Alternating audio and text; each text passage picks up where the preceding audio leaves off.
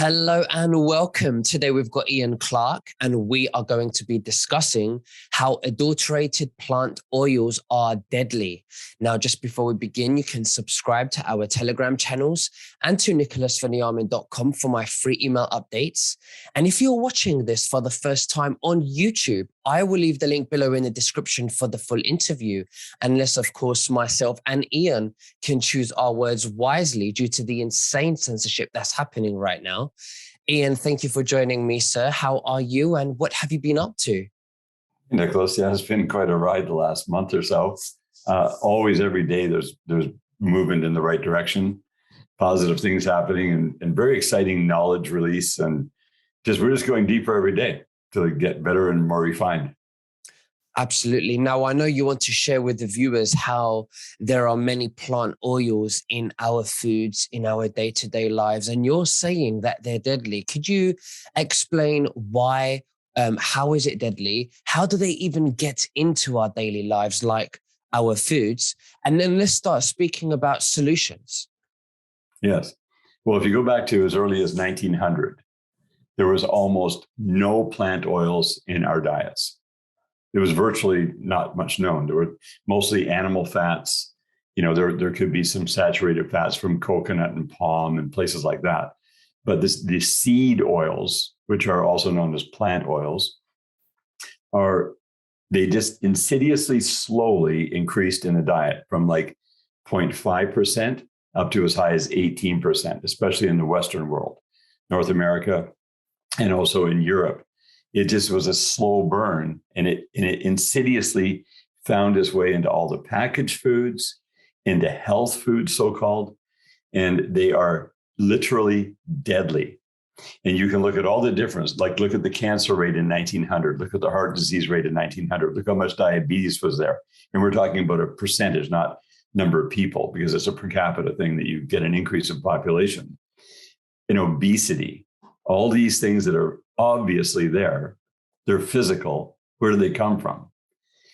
It turns out they primarily came from plant oils that are adulterated. There's a major difference between an adulterated oil and an unadulterated oil.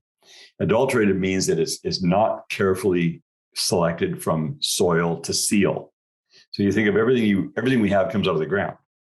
Ultimately, even animals eat grass and they eat each other, and fish eats other. So everything is coming from an original source, but plant oils always come from the ground.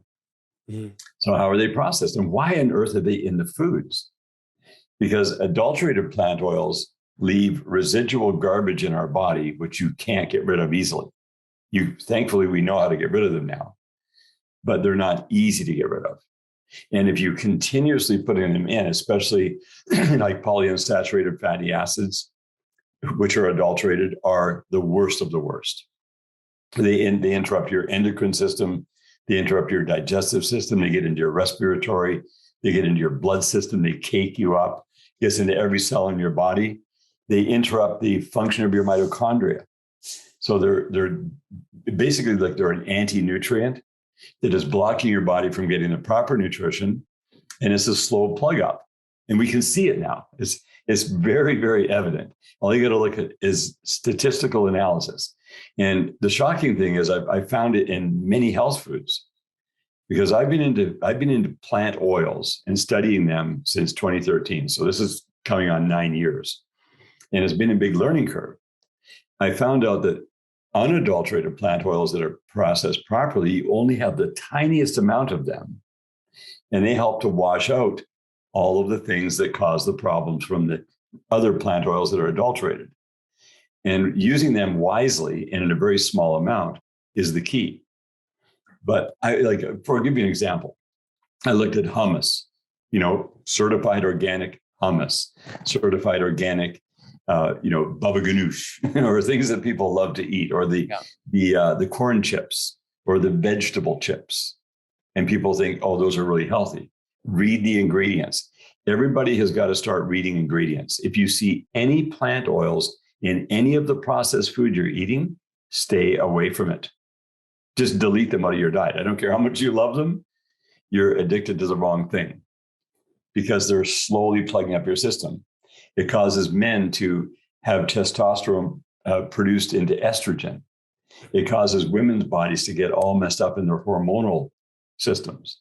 Not only does it plug you up for cardiac disease, and it causes cancer, and it causes diabetes, and it causes obesity, and many, many other problems, brain health problems, and all of the above.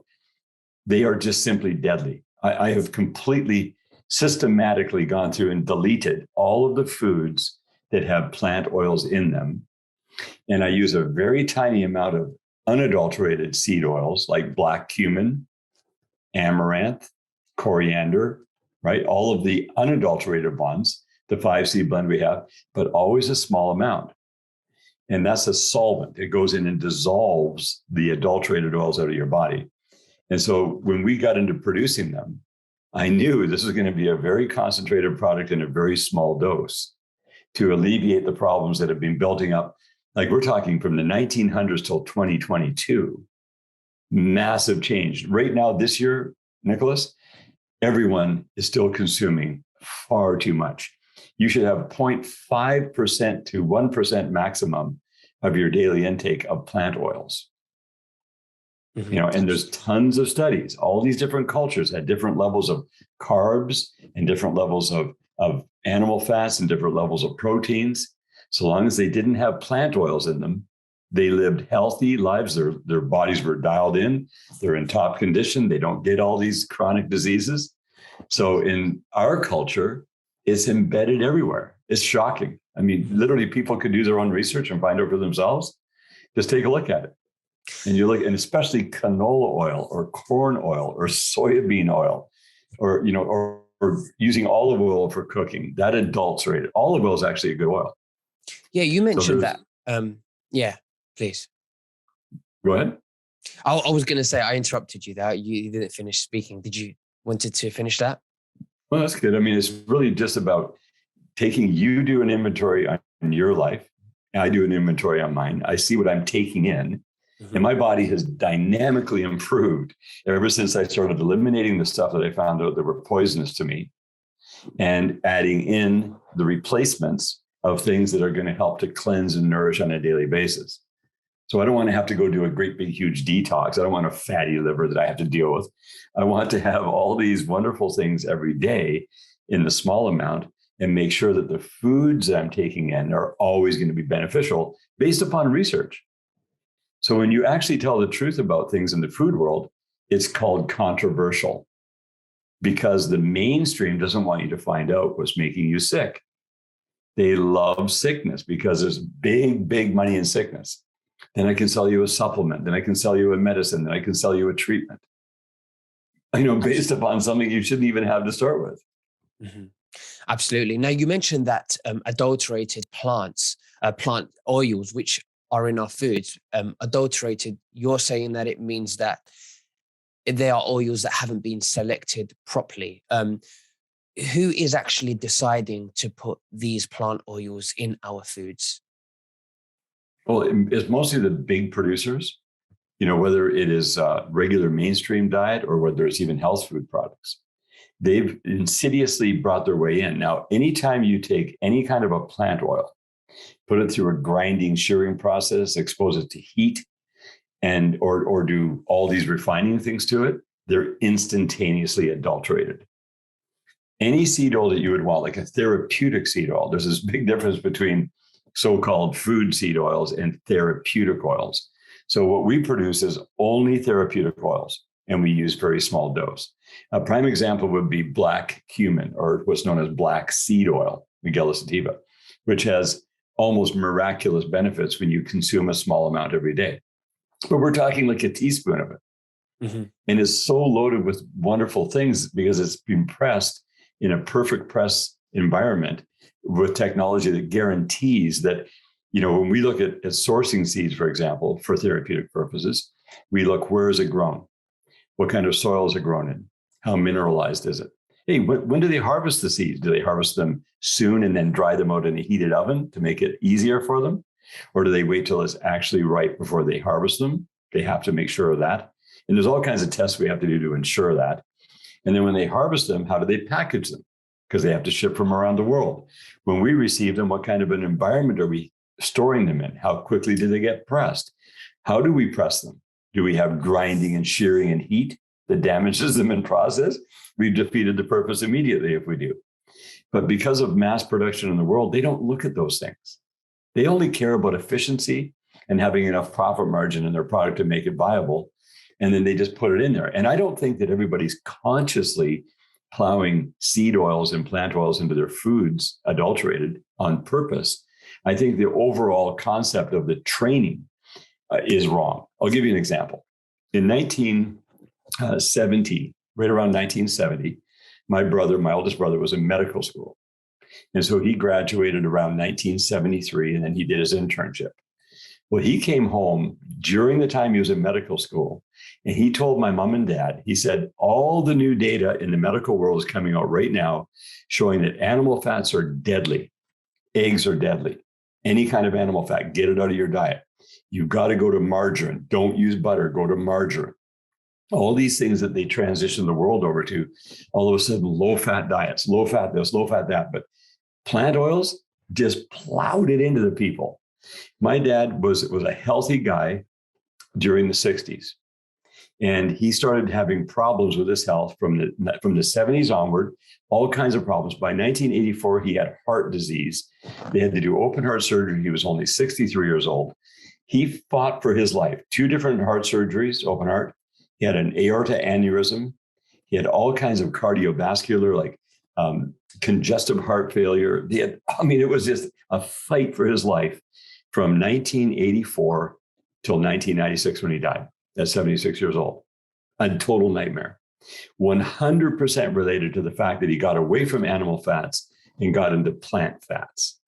And that was attributed to that. It was evident right there. But it was based upon my brother's good intentions of coming in to tell the family the latest research that was coming from the medical world. Well, they've never, what was that?